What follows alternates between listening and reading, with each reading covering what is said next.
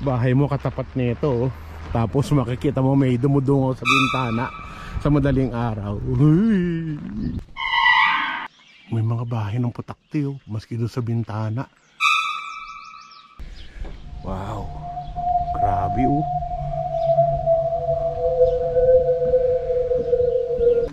Kung patutulugin kayo ng isang gabi dito, ayaw po. Ayaw nyo? Ayaw nyo? Ayaw.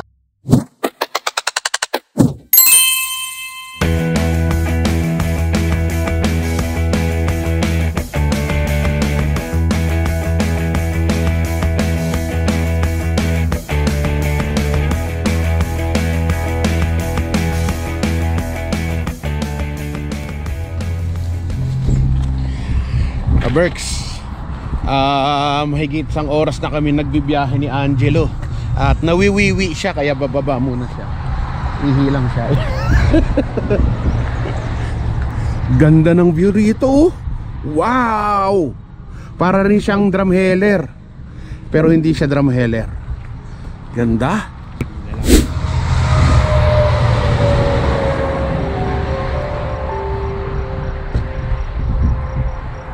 Ganda, no? Punta tayo ngayon ng Ghost Town. Medyo malayo-layo pa tayo. Mga ka-Berks, doon umihi si Angelo banda doon sa area na yon. Paglagpas namin ng tulay, andito pala yung CR, dalawa-dalawa pa.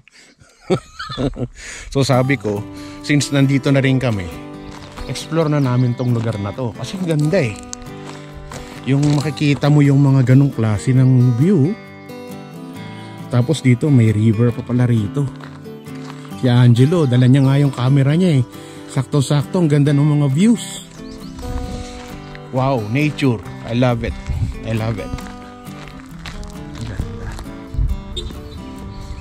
Biro nyo, yan lang yung sasakyan natin. Diyan lang nakapark. Tapos ito na yung river. Pwede kang magtayo dito ng tent mo rito overnight. Wow, ganda. Wow. Tingnan mo yung ano, oh, yung reflection ng mga mountain, ng mga hill, no?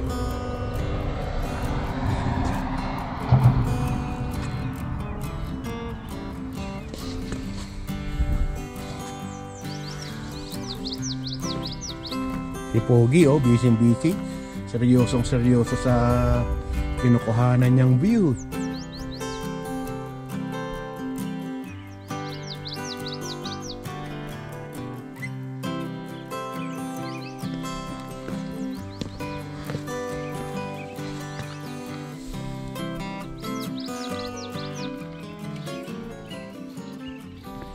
Sinasamantala lang namin ni Angelo na wala kaming pasok pareho. Kaya nagpunta kami rito. Saka first time nating pumunta dito. At first time din niya.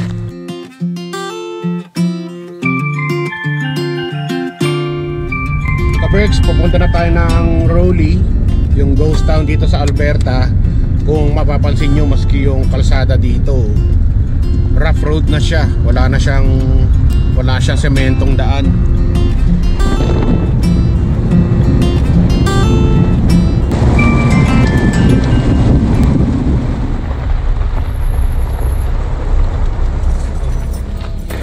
Ka-Berks, after ng almost 2 hours na biyahe, nandito na kami sa Rowley.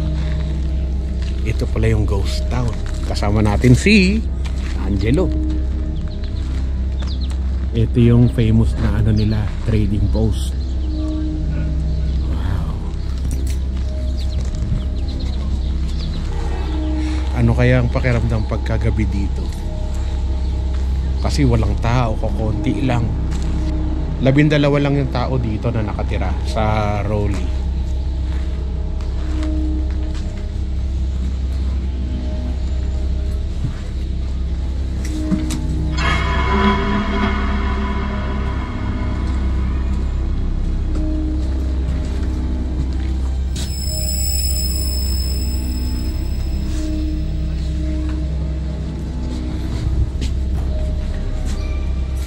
Built in the early 1920s.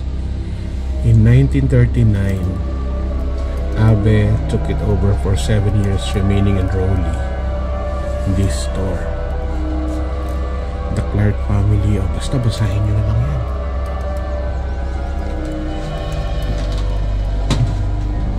Habang nandito ka sa lugar, parang may nagmamasid sa'yo.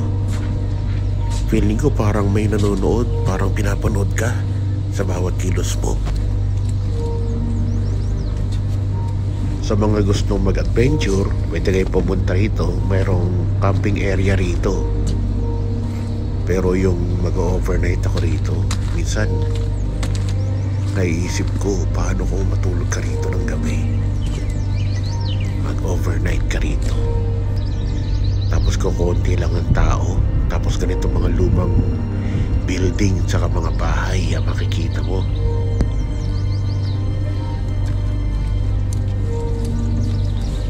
Funeral home.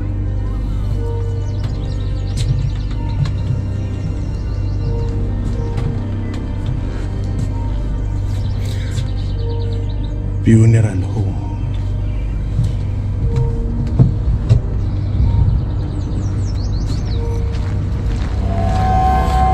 Yung bahay mo katapat nito, tapos makikita mo may dumudungaw sa bintana sa madaling araw.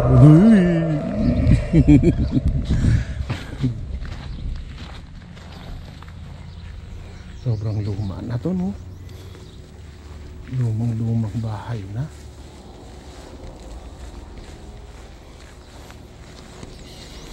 Pati yung pintura niya talagang nagbakbak na siya, oh. Wow.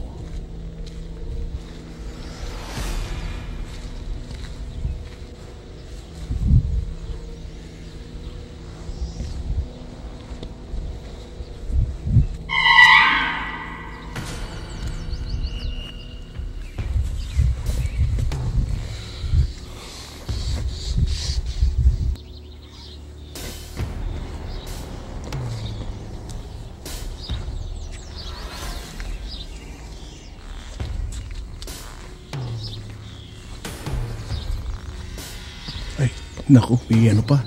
May bahay ng putakti, ayun. May mga bahay ng putakti, oh. Maski doon sa bintana.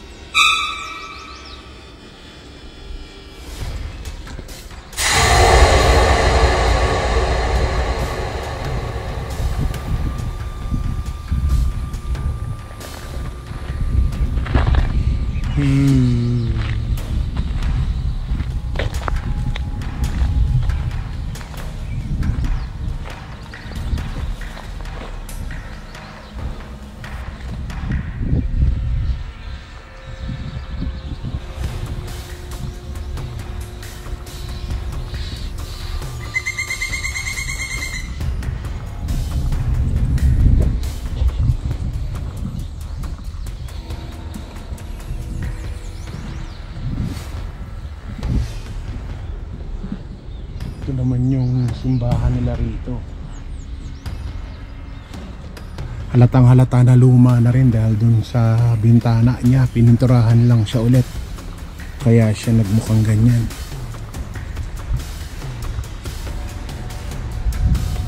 In memory of Gretchen and Henry Swallow. Tapos ang lakas-lakas ng hangin, naririnig mo yung simoy ng hangin. Tapos ganito katanda yung lugar na to.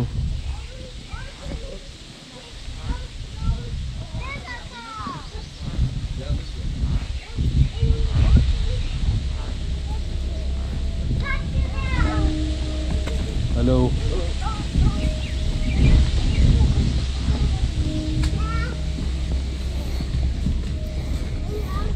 Ito yung kanilang bank. Ito yung bangko nila, oh. Takot naman ako dun, oh. Naku, baka sa madaling araw yung wig niya ninaalis niya, ha?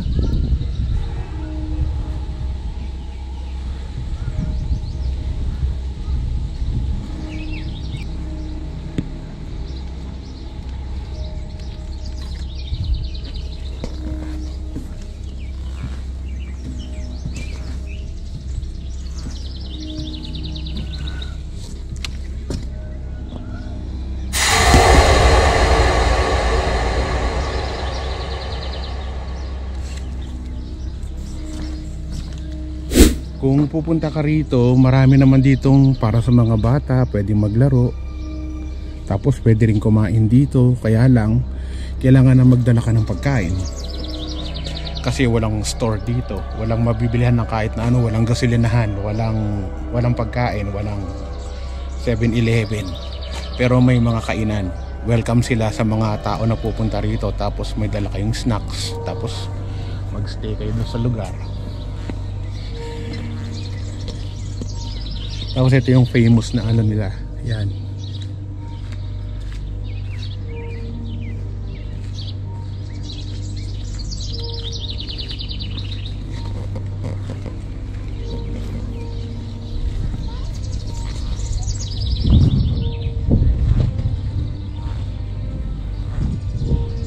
Mas malaki yung puno nila rito. Ito na yung community hall.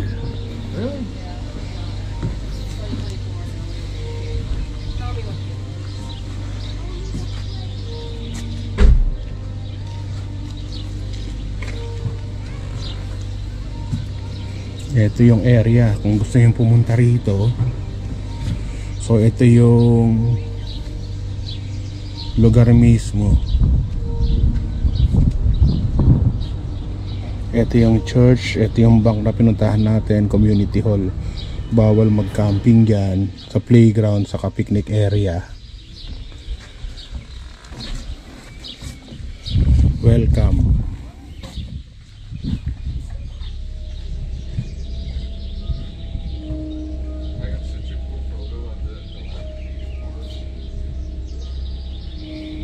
Tapos mayroon generator or pwede ka mag-generator. Di ko alam kung mayroon generator o pwede magdala ng generator. Anyway, from 10 AM to 10 PM only.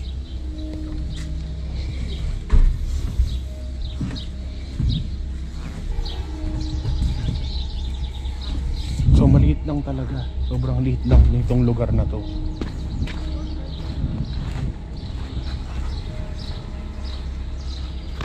Si Angelo nandun na oh.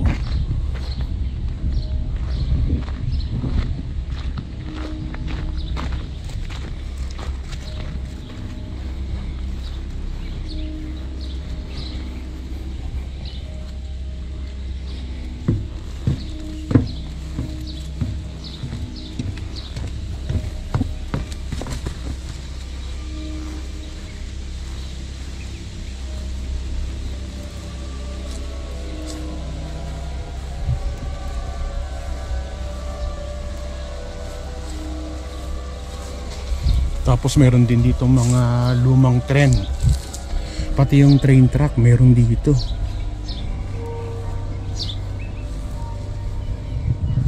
Wow. Luma na lahat. Parang ayun yung ano, station. Train station noong unang panahon. Tapos ito yung tren oh.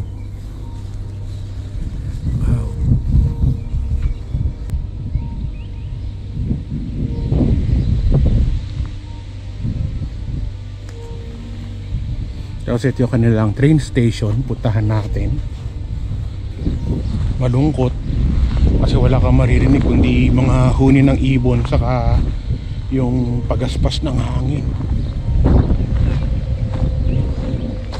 Napakatahimik. Ito lang yun. Ito na yung town na yun.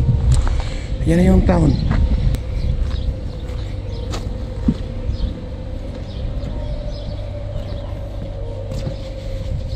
Para akong nasa panahon ng Hapon. Actually di mo masasabing panahon ni Harry Potter to eh.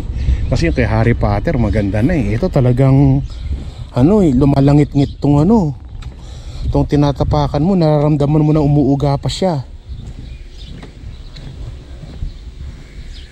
Wow, grabe oh.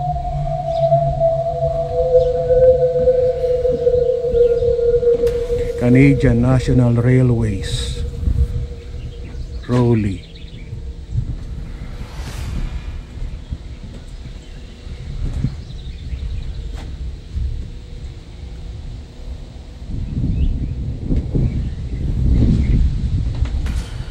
Ito yung ano, Parang ayoko ditong ano, parang ayoko ditong maglakad sa gabi. Nakakatakot.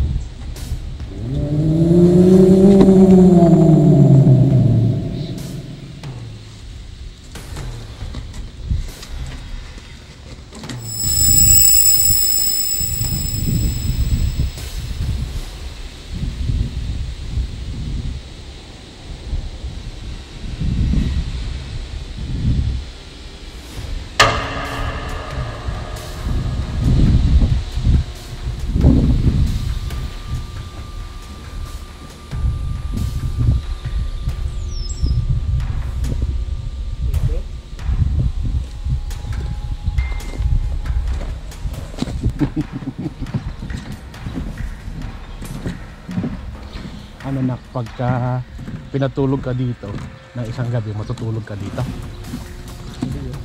Kahit sa ano lang, kahit sa tent.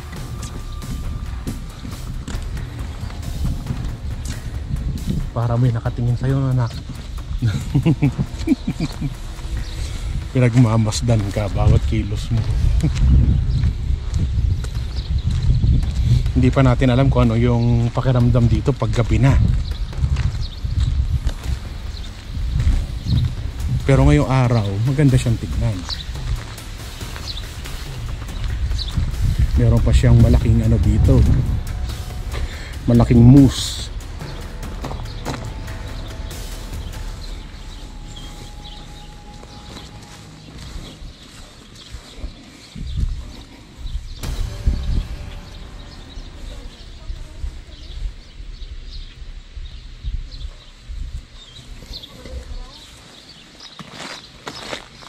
Tara, lipat naman tayo ng papasyalan. Doon naman tayo sa Drumheller. Diyan lang kayo. Baka commercial muna. Commercial break muna tayo bago tayo pumunta ng Drumheller. So, ganito yung pakiramdam dito. Hello po. Hello po, ma'am. Nagkita tayo sa dito. Opo. Taga saan po kayo? Calgary. Sa Calgary din. So, kanina pa kayo? Kanina Wala pa kayong ibang dadaanan? Dito lang? Ito lang. So, taga saan kayo sa Pilipinas? Aklan. Aklan. So, ano yung salita sa Aklan? Aklanon, karaya. Ano karaya? Hindi ka planon lang. Aklanon. Yeah. Tabi kayo para magkatabi. Kala ko magkagalit kayo eh. Hello! Oh, batiin nyo yung mga kaberks natin sa Aklan.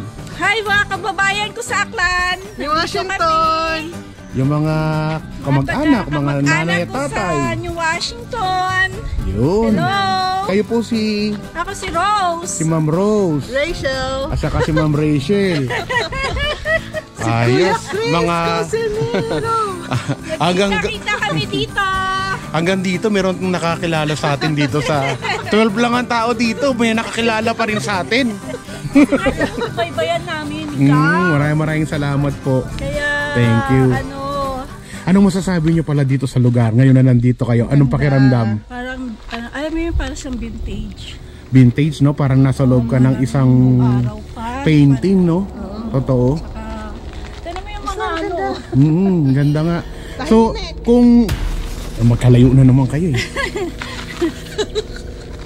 Kung patutulugin kayo ng isang gabi dito, Ayoko. ayaw nyo? Ayaw nyo? Ang ganda-ganda nga ng bintana doon, oh. Yung nakasilip doon. Saka doon sa bangko, pag tingin mo sa bintana, may nakasilip doon sa taas. May mga tao pa talaga nakatira. Siguro dati. Residential dun eh, di ba? Parang bahay bakasyon na lang ako. Medyo nakakatakot lang talaga. Pagka tinignan mo yung looban, ayaw kong silipin sa loob, baka biglang may bumulaga sa akin eh. Di ba? Ayun, talagang nakakatakot eh. Sige, salamat. Sige po. Maraming salamat po. Nice meeting po, ma'am. Thank you, kuya. Thank you po. Mga kaibigan natin, taga Aklan, nandito sa nandito din sa Rowley, dito sa ghost town ng Alberta. Ayos.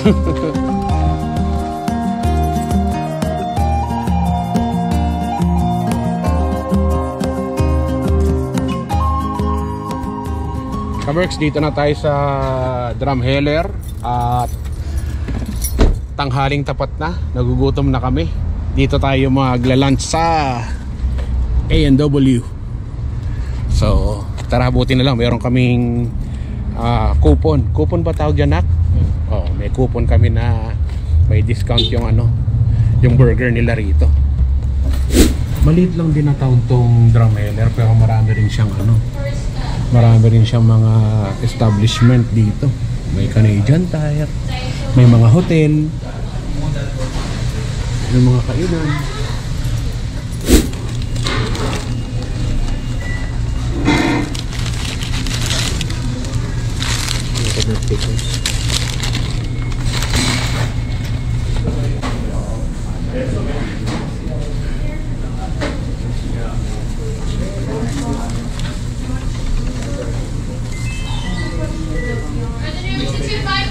Ilagay ko sa akin yung mga vegetable. Ayaw ni Angelo eh. Nagutom ka na? Nagutom na siya sa layo ng biniyahe namin.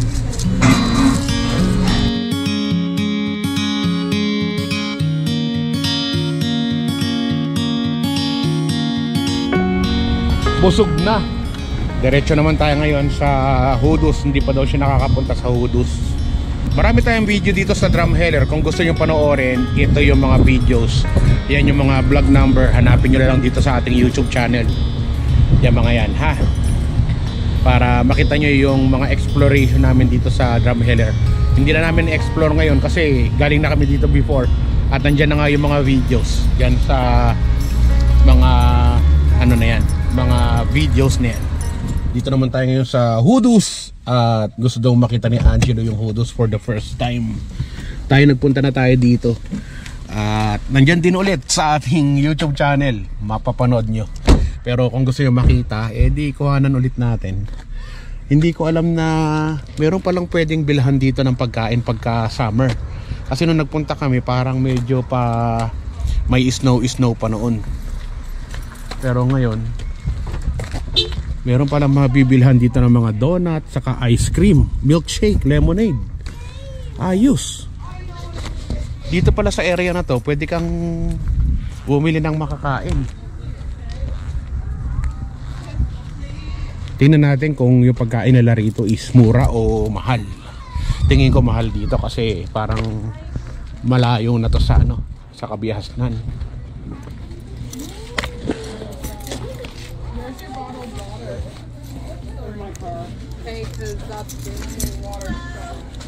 Hello. Ang scoop ng ice cream is $5.75. Double is $8.50. Pop is $3. Anong gusto mo, na? Mainit na masyado para sa coffee. Ice coffee. Ikaw? Ano? Ice coffee. Can we have iced coffee? Iced coffee ka rin, hindi Slurpee. How many? 2 please. 1 no sugar. 2 iced coffees, 1 with no sugar. Please. Absolutely. 1 no sugar.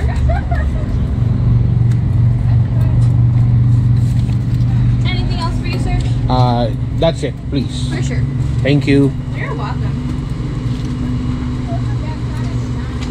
May mga binibenta dito, mga keychain. Kung gusto mo bumili, mga dinosaur. Your total is $15. $15? Yes, please. Cash. $15 para sa 2 kape. Dito sa Hoodoo's. Thank you. Sir? Wow. Ginto. Mas no problem. Thank you. Thank you. And sorry, what was your name? Chris. Chris? Thank you, Chris. Ano rin pala rito? Parang mas mahal pa rito kaysa sa Starbucks. Mas mahal pa kaysa sa sa Waves Coffee Shop. Parang dapat din ako bumili Di, okay lang yan. Paminsan-minsan lang naman yan eh.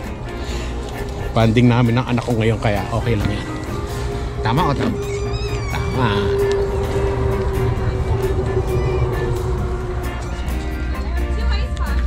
Two iced coffee. No sugar. Please. Thank you. You're welcome. And there's sugar in it. Okay. Let me know if you need anything else. Okay? No, thank you. You're welcome. Have a good day. You too. $7.50 na iced coffee. So, magkano yung regular coffee? $4.50? $4.50 yung regular coffee. $3 yung ano? Yellow? $3 yung yellow. Grabe, napasubo lang ako. Natanong na natin yaan mo na. Madalang lang naman. Hello po, musta? Oh, ka-Berks, maski hanggang dito meron na naman tayong ka-Berks. Saglit lang, silipin ko lang sila. Magandang araw po. Kamusta po? Taga saan kayo? Lethbridge. Lethbridge. Chris Cusinero po. Kasi Angelo yung anak ko. So, anong ginagawa nyo rito? Bakasyon. Bakasyon lang din, pasyal-pasyal. Ano, long weekend ba o ano lang, long drive lang? Long drive lang. One day lang? We came here like yesterday. So, okay naman siya. Malayo nga lang. Oo, kasi Lethbridge pa kayo. Lethbridge and super windy kahapon. Oo nga. Tama ka dyan. So, nang tawag dito sa Pilipinas? Pasig. Pasig. Mga anak kayo ng Pasig. Anak Ako ng sa Pasig. Buanga City. Siya Sambuanga. Ikaw? Pasig din. Sa Pasig siya. Kailan balik nyo ng Lethbridge? Ngayon. Later tonight. Mamaya rin. Sige po. Ikot-ikot lang kami. Magandang araw. Batiin nyo na yung mga gusto nyo batiin sa Lethbridge or sa saan nga ba? Pasig o sa Sambuanga. Shoutout po sa mga taga-Pasig and relatives namin sa Sambuanga and Yo, ma'am. Naiyak si ma'am. Ikaw, sir. Shout out. Maraming salamat ka, Berks. Ikot lang muna kami, sir. Sige po. So, meron tayong mga nakilala ng mga ka-Berks natin dito sa Hudus mismo na pupuntahan natin at mga taga Sambuanga saka Pasig, no? Ayos. Pag nandito ka, ang ganda ng view. Parang expectation versus reality. Tama. Dapat pagkukuha ka dito lang. Yan lang area na yan. Tapos ingat ka dito. Puro bakal yan. Pag sumagi yung tuhod mo dyan, sakit niyan.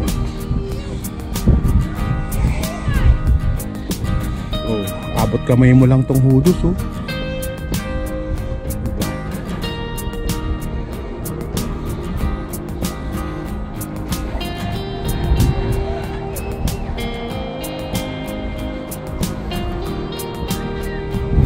Information ng mga bato. Ano ba to? Ng mga clay?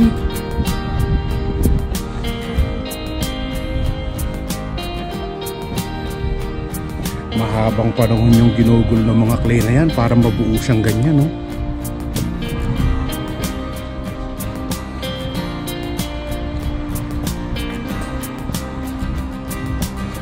Tapos yung iba nag-akyatan pa doon sa pinakataas. Yung iba doon sa pinakatuktok, nag-akyat pa sila doon. Nako, hindi ko na kaya akyatin yan. Baka kung akyatin ko yan kalahati pa lang lawlaw na yung dila ko. Ikaw na anak, pasyal ka na doon. Dito lang ako, tapos bababa na rin ako. Anak, nakita mo na yung Hudus. Daming tao, no? Gusto ko nga mag-akyat umakyat kaso wala akong hiking shoes. Oo. Gusto niya sana umakyat doon sa pinakataas. Sabi ko, wag na, mahirap na. Mamaya gumulong-gulong pa siya dyan. Parang kailangan ng on cloud. On cloud na shoes. Sa summer na. Oo nga, magsa-summer na. Pero sponsor, baka naman sponsor. Pero ang ganda ng Hudus. Ganda, no, nak? Mga tower. So tara, balik na tayo sa Calgary. At bukas may pasok na ulit tayo. Back to normal. In-explore lang natin tong lugar na to. At saka yung yung ghost town. Yung talaga yung pinunta natin dito. Dumaan lang tayo dito sa Hudus. Kasi nga dito sa Drumheller kasi nga nagutom tayo, kaya dito na tayo nag-lunch. So let's go home na. At habang pauwi tayo, patugtog tayo ng music. Tapos pakita namin yung scenery pauwi, para nandito na rin kayo, parang kasama kayo nagdadrive, nandito kayo sa sasakyan. So tara, let's go home. Diba? I Ano man ang hamon ng buhay, palagi ka lang sumabay. Piliin mo laging sumaya. Kay Chris Cusinero panalo ka. Di lang pagluto at sa kusina, sa adventure ay kasama. Sa lugar na kakaiba, halika na.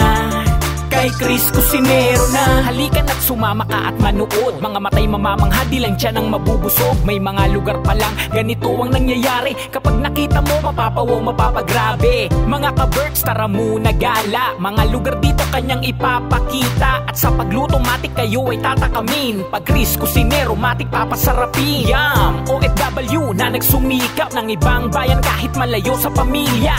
Bilang chef sa tagal na trabaho,